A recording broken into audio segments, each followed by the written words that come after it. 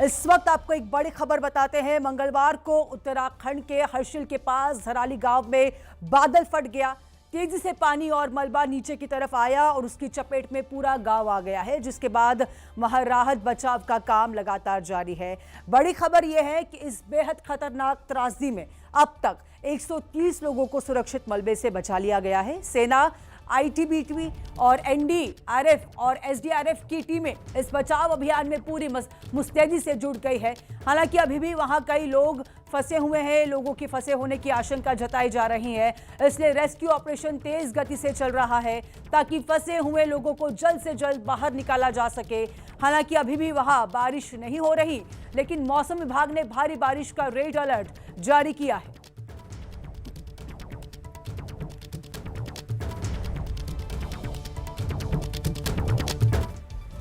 बादल फटने के बाद जो जख्म उत्तरकाशी के लोगों को मिले हैं, वो कई साल तक दर्द पहुंचाते रहेंगे। धराली एक खूबसूरत सा गांव है, दूर दूर से पर्यटक यहां पहुंचते हैं, लेकिन बादल फटने के बाद आया ये मलबा लोगों को निगल गया है। जिन पहाड़ों पर सन्नाटा रहता था, वहां आज चीख पुकार मचने लगी है।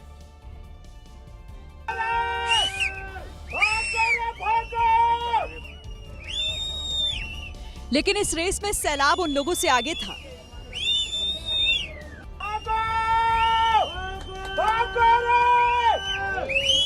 जमीन से कई फीट ऊंचा बहाव पहाड़ को चीरता हुआ इन बिल्डिंग से टकराने लगा।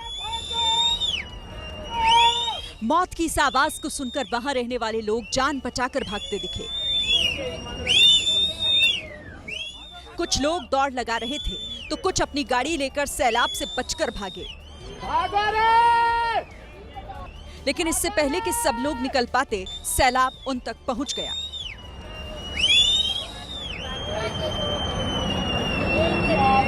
मिट्टी, पेड़, पत्थरों से भरे पानी ने जान बचाकर भाग रहे दर्जनों लोगों को खामोश कर दिया।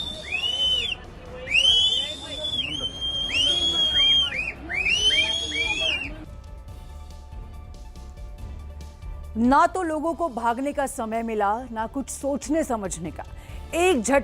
एक झटके में सैलाब आ गया और सब कुछ बर्बाद करके चला गया।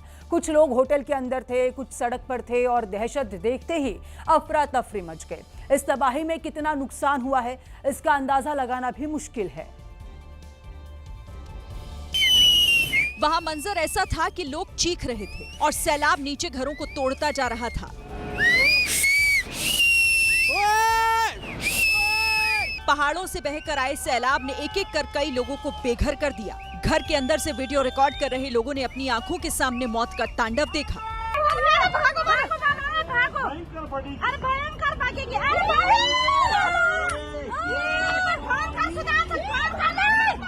खीर गंगा के इस पर्यटन क्षेत्र में बड़े बड़े होटल और रिजॉर्ट्स थे। सैलाब ने सबको मिट्टी में मिला दिया।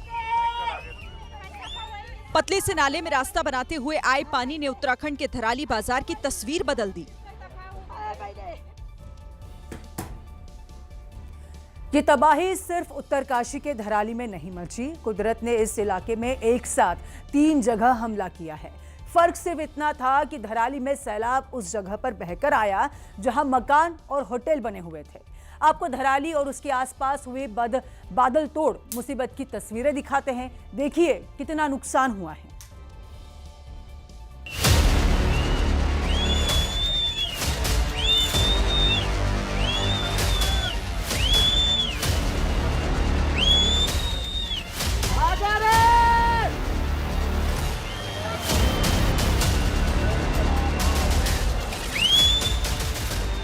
पहली तस्वीर, जगह धराली, खीर गंगा में बादल फटा। ऐसा लगा कि 30 सेकंड में सब कुछ बर्बाद हो गया। ऐसा लगा मानो पहाड़ के रास्ते में मौत दौड़ती हुई आ रही थी। ऐसा लगा मानो देवभूमि में मलबे की भेस में कोई दैत्य आ गया था।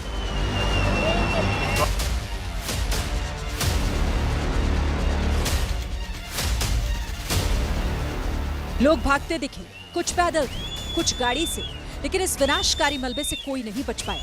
खिलौनों की तरह इमारतें ध्वस्त हो गई। जान बचाकर भागते लोगों को मलबे ने निकल लिया और धराली के इस हिस्से में अगर कुछ बचा तो सिर्फ तबाही का मंजर।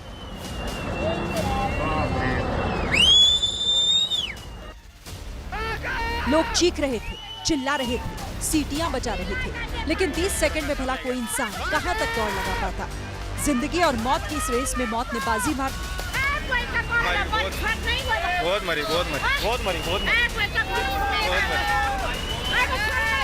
दूसरी तस्वीर, जगह सुखी टॉप, अबना बुग्याल में बादल फटा। बादल सुखी टॉप में भी फटा, तबाही सुखी टॉप में भी आई और डराने वाला मंजर सुखी टॉप में भी था।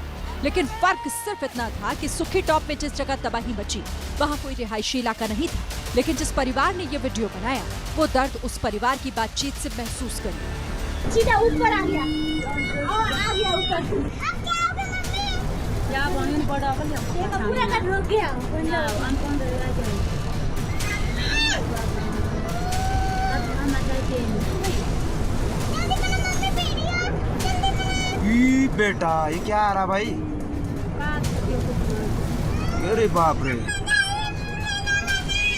अरे वहाँ झील बन जाएगा। अब झील रुक जा, मेरे को फोन करना पड़ेगा। सुखी टॉप में बादल फटा तो नदी उफान पर आ गई। पानी का वेग इतना तेज था कि लोग दहशत में आ गए। बारिश यहाँ पर कल से और सुबह से तो लगातार ही हो रही है, इसलिए ये विजुअल कम आ रहे हैं। बिल्कुल अभी उफान पे है और ये लकड़ियाँ आप देख रहे हैं बहते हुए, पूरे के पूरे पेड़ आपको नज़र आ रहे होंगे। अब जाके ये पानी जो है यहाँ पर पहुँचा है। साफ है कि स्थानीय लोगों में दहशत का माहौल अब भी बना हुआ है। तीसरी तस्वीर, जगह हर्षिल, आर्मी कैंप के पास बादल फटा। ये चीख डराने वाली है, ये शोर परेशान करने वाला है। सीटी बजा रहे लोग वहां रहने वालों को आगाह कर रहे हैं, लेकिन जब तक लोगों के कान तक सीटियों की आवाज पहुंचती, उससे पहले ये सैलाब तबाही मचाने उतर आए।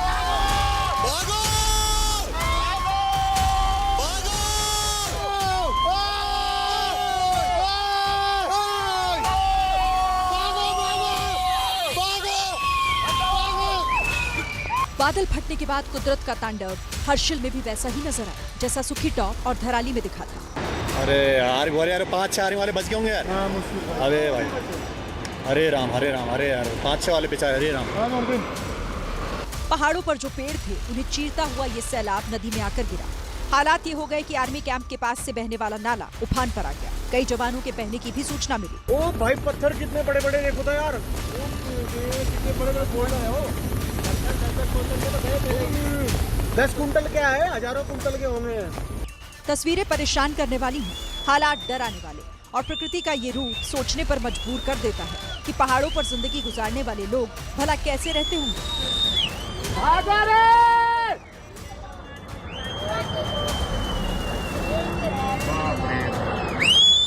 ये पूरा जल भराव हो चुका है साहब, यहाँ पर पूरा जल भराव हो चुका है साहब। ये जो ऊपर हमारा कैंप के आगे, ये आगे वाली नदी भी ब्लॉक हो चुकी है। ये जो भागीरथी नदी है ये ब्लॉक हो चुकी है और यहाँ जो पूरा जल भराव हो रहा है साहब, तुरंत जो भी जिसका भी गांव का या इसका उत्तरकाशी के बीच का जो गांव अभी भी आ ही रहा है, वो जिसका भी अभी भी बहुत भयंकर आवाज आ रही है ऊपर से। यानी एक ही दिन में उत्तरकाशी की 3 जगहों पर कुदरत ने ऐसा अटैक किया कि पूरा देश इन तस्वीरों को देखकर सहम गया।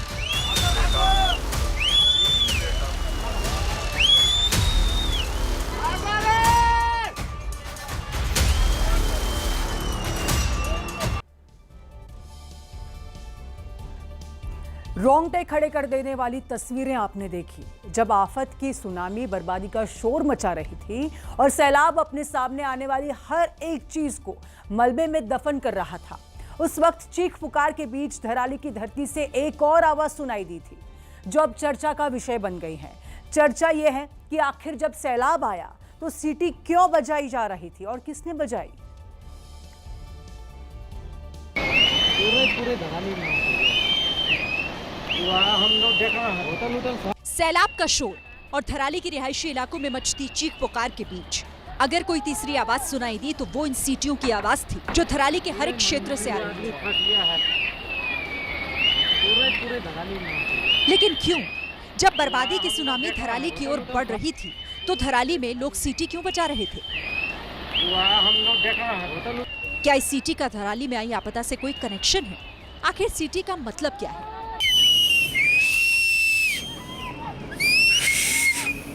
दरअसल पहाड़ हो या फिर समुद्र, हर उस क्षेत्र में जहां आपदा की संभावना हो वहां लोगों को अलर्ट करने के लिए सीटी बजाई जाती है, ताकि सीटी बजते लोग अलर्ट हो जाएं और आपदा के हिट करने से पहले ही सुरक्षित स्थानों पर चले जाएं।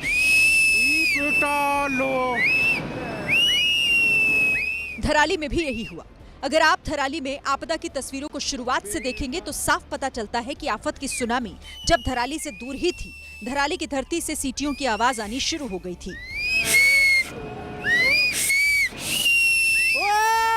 अगर गौर करेंगे तो जैसे ही सीटी बजना शुरू हुई, लोगों ने भागना शुरू कर दिया। तस्वीरों में कई लोग सैलाब के धराली को हिट करने से पहले ही भागते दिखे।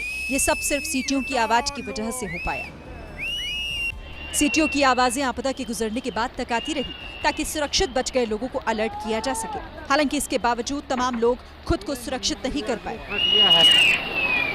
इसीलिए नहीं कि उन्हें सीटी की आवाज नहीं सुनाई दी, बल्कि शायद इसीलिए क्योंकि सब कुछ इतनी तेजी से हुआ कि उन्हें संभलने का मौका तक नहीं मिला और वो सैलाब की चपेट में आ गए।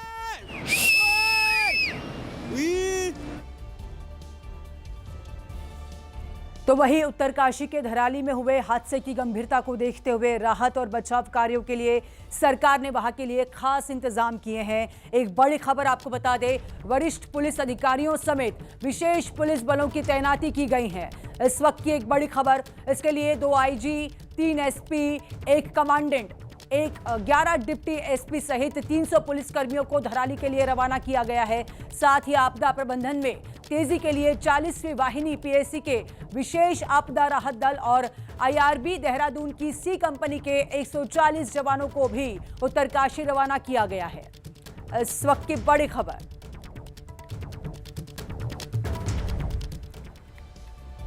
और एक बड़ी खबर आपको बता दें, उत्तराखंड के सीएम पुष्कर सिंह धामी ने उत्तरकाशी आपदा को लेकर बड़ा बयान दिया है। उन्होंने कहा कि राहत और बचाव का काम तेजी से चल रहा है। सीएम धामी ने आगे कहा कि केंद्र का पूरा सहयोग मिल रहा है।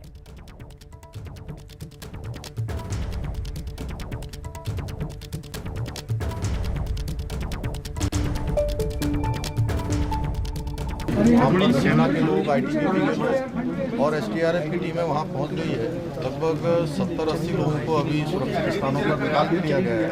तो बड़ी मैं समझता हूं कि बहुत तेज़ी से ये बचाव का काम वहां पर हुआ है। इसके अतिरिक्त सभी विभाग यहाँ से कोऑर्डिनेशन में, सेना के साथ भी हम लोग लगातार कोऑर्डिनेशन में हैं, क्योंकि सेना के बेस कैंप के आसपास भी जो है ये मलबा आया है। उत्तरकाशी में हुए हादसे के बाद आपदा राहत के लिए जवानों को धराली भेज दिया गया है, जो भटवाड़ी गांव में ही फंस गए हैं।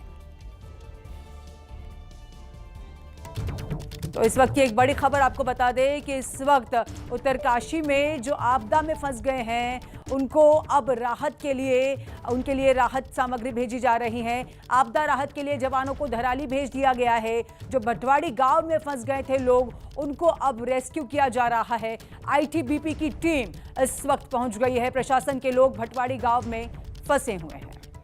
दोपहर में जो एक आपदा आई थी उसके बाद से लगातार यहाँ मौसम खराब है और एक वो सड़क है जिससे होकर के उस जगह पर जाया जाएगा हर्षिल तक, जहाँ पर ये आपदा आई है। और इस वक्त ये सड़क पूरी तरह से क्षतिग्रस्त हो चुकी है। लगभग 100 मीटर का पूरा पेच है जो पूरा नीचे बैठ गया है। उसके बराबर में भागीरथी नदी है और लगातार ये नदी जिस तरह से रौद्र रूप अपनाए हुए है, उससे लगातार जो रेस्क्यू ऑपरेशन है वो बाधित हो रहा है। हमारे साथ कुछ आईटीबीपी के जवान हैं जो अभी रेस्क्यू ऑपरेशन में जा रहे थे और यहाँ पर ये भी फंसे हुए हैं हमारे साथ। इनसे पूछेंगे कि सर किस तरह का भी आप देख रहे हैं, क्योंकि आप भी रेस्क्यू ऑपरेशन में जाने वाले थे, तो अभी क्या लग रहा है? ये जो हमारी टीम निकली हुई है, ये रेस्क्यू में जा रही थी थराली गांव में, जहाँ बादल फटा है। तो रात ब्लॉक हो गया उसमें नेतला में। हम नेतला में रुके। अब सवेरे वहाँ से 4 बजे हमने मार्च किया, तो यहाँ आने के बाद कम से कम 50 मीटर रोड जो है बैठा हुआ है, तो वहाँ पहुँच पाना जो है बहुत मुश्किल है। तो इसके बारे में क्या सीनियर्स को बता दिया गया है या प्रशासन को बताया है? उनकी कुछ टीमें आने वाली हैं यहाँ पर? नहीं, पीछे से एक टीम हमारी और निकली हुई है 25 आदमियों की। उसके बाद फिर हमने अपने उच्च अधिकारियों को जो फ़ोन द्वारा बता दिया है। अब आगे जैसे ही जो भी आदेश मिलेगा उसके बाद ही कार्रवाई करेंगे। क्या लगता है सर कि कुछ मशीनें आएंगी जिससे रोड खुल सकता है, फिर आगे बढ़ेंगे आप लोग? ये मशीन आती है, अगर रोड खुल जाएगा तो हम तो आगे बढ़ने के लिए आए हैं और हमने आगे बढ़ने की पूरी कोशिश हमारी, और रोड थ्रो होने पर हम आगे जाएंगे। कितनी टुकड़ियां आईटीबीपी की रेस्क्यू में लगने के लिए आई हैं? हमारी 2 टुकड़ी हैं। एक यहाँ से, एक कल हमारी जो आगे टुकड़ी निकल गई थी, एक उधर पोस्टों से आ रहे थे, वो दोनों टुकड़ियाँ हमारी लगी हुई हैं। चलिए, हमारे साथ आईटीबीपी के जवान थे जो बता रहे थे कि इनकी 2 टुकड़ियां अभी फिलहाल यहाँ पहुंची हुई हैं जो रेस्क्यू के लिए जा रही थी, और कई टुकड़ियां वहां पर लगी हुई हैं। फिलहाल ये सड़क मैं आपको दिखाना चाहूँगा, बराबर में भागीरथी नदी है और ये सड़क का पेच लगभग 100 मीटर का है। 100 मीटर का पूरा पेच ये एक तरह से बैठ गया है, बह गया है। और लगातार जिस तरह से मौसम ख़राब है, बारिश हो रही है, उससे एक बात तो साफ है कि रेस्क्यू ऑपरेशन में सरकार को काफ़ी मुश्किलों का सामना करना पड़ रहा है। जो प्रशासन की टीमें पहले पहुंच गई हैं वही वहां पर रेस्क्यू ऑपरेशन चला रही हैं। जो टीमें रेस्क्यू करने पहले पहुंची वही पहुंच पाई हैं। फिलहाल जो देहरादून से टीमें निकली थी वो अभी भी रास्ते में फंसी हुई हैं। हम खुद कल रात से यहां पर फंसे हुए हैं। लगभग 100 से 150 मीटर का पूरा पेच है। इस वक्त सुबह के 5 साढ़े 5 बज रहे हैं और जिस तरह से लगातार लोग कोशिश कर रहे हैं कि किसी तरह से हर्षिल या फिर थराली गांव पहुंच सकें, लोगों की सहायता कर सकें, उसको कहीं ना कहीं मौसम बीच में रोक रहा है। इस वक्त बारिश शुरू हो चुकी है। बीच में कुछ देर के लिए बारिश रुकी थी, लेकिन जिस तरह से लगातार मौसम ख़राब है और रेस्क्यू ऑपरेशन में दिक्कतें आ रही हैं, उससे एक बात तो साफ है कि आने वाले समय में रेस्क्यू ऑपरेशन समाप्त करने में काफ़ी समय लग सकता है। जिस तरह से प्रशासन की टीमें बीच में फंसी हुई हैं, खुद ज़िले के ज़िला अधिकारी और तमाम पुलिस के बड़े सीनियर अधिकारी यहाँ पर फंसे हुए हैं। आईटीबीपी की 2-3 टीमें यहाँ पर फंसी हैं। वैसे ही कुछ और लोग हैं जो यहाँ पर आ रहे थे और बीच में फंसे हुए हैं, क्योंकि जहाँ से हम होकर के गुजरे हैं वो सड़कें भी बीच में दोबारा से ख़राब हो गई हैं। लगातार चट्टानों से पत्थर गिर रहे हैं, लेकिन सड़क के ख़राब होने से रेस्क्यू ऑपरेशन में एक बड़ी दिक्कत आएगी, क्योंकि 100 से 150 मीटर का पूरा पेच है जो पूरी तरह से बह गया है। बराबर में भागीरथी नदी जिस तरह से चल रही है, लगातार अपना रौद्र रूप अपनाए हुए है। उससे जो नदी सड़क के किनारे से होकर बह रही है, लगातार नीचे से मिट्टी को काट रही है और सड़क धीरे धीरे न केवल एक जगह बल्कि इस पूरे इलाके में कई जगहों पर सड़क का कटान देखने को मिल रहा है। अगर ऐसी स्थिति बनी रही तो देर शाम तक और भी बड़ी मुश्किलें खड़ी हो सकती हैं। फिलहाल शासन की कई टीमें, प्रशासन की कई टीमें मौके पर रवाना हुई थी, लेकिन बीच में सड़कें खराब होने के चलते रुकी हुई हैं।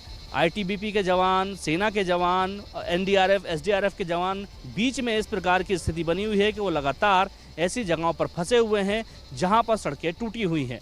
Danish Khan, ABP news, Uttarkashi. कुदरत का कहर देखिए ना, किसी को कुछ पता नहीं था कि अगले पल उनके साथ क्या होने वाला है। कोई होटल में आराम कर रहा था, कोई अपने घर में काम कर रहा था, तो हर्षिल में आर्मी के जवान अपनी ड्यूटी पर तैनात थे और तभी दबे पाव कुदरती सैलाब आ गया और सब कुछ सैलाब में बह गया, सब कुछ तबाह हो गया।